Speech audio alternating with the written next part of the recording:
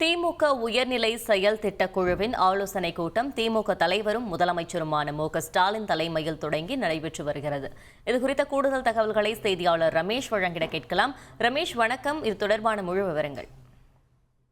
வணக்கம். திமுக தலைவரும் முதலமைச்சருமான திரு மு.க.ஸ்டாலின் தலைமையில் திமுகவின் உயர்நிலை செயல் திட்டக் குழுவின் ஆலோசனைக் கூட்டம் திமுகவின் தலைமை அலுவலகமான அண்ணா அறிவாலயத்தில் நடைபெற்று வருகிறது.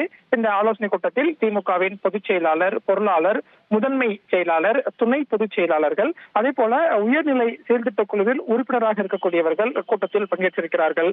திமுகவை பொறுத்தவரைக்கும் இந்த உயர்நிலை செயல் திட்டக் குழுவின் ஆலோசனை கூட்டம் என்பது முக்கியத்துவம் வாய்ந்த ஒன்றாக பார்க்கப்படுகிறது.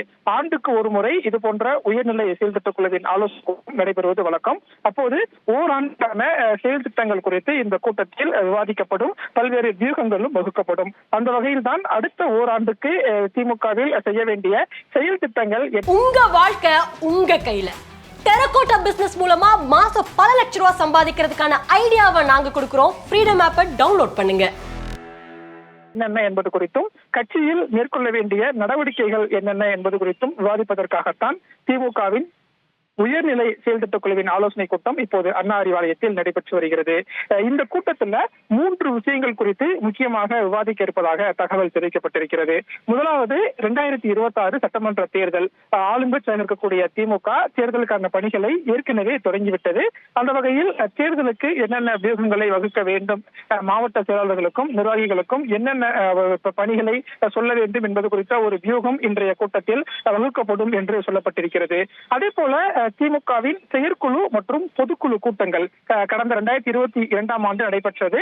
நாடாளுமன்ற தேர்தல் காரணமாக அதற்கு பிறகு நடக்கவில்லை.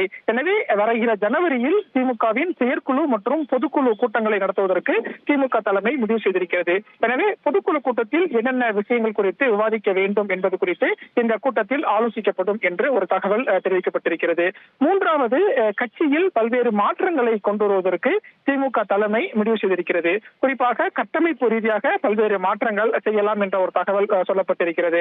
அதாவது மாவட்ட செயலாளர்கள் எண்ணிக்கையை உயர்த்த திமுக தலைமை முடிவு செய்திருப்பதாக ஏற்கனவே பல்வேறு தகவல்கள் வந்த வண்ணம் இருக்கிறது. இப்போது திமுகவில் 72 மாவட்ட செயலாளர்கள் இருக்கிறார்கள். அந்த எண்ணிக்கையை 80 அல்லது 100 வரையிலோ மாற்றலாம் என்கிற தகவல் எல்லாம் இருக்கக்கூடிய சூழல்ல அதற்கான ஒப்புதல், அதற்கான ஒரு ஆலோசனையும் இன்றைய ஆலோசனை கூட்டத்தில் இருக்கலாம் என்றும் சொல்லப்படுகிறது.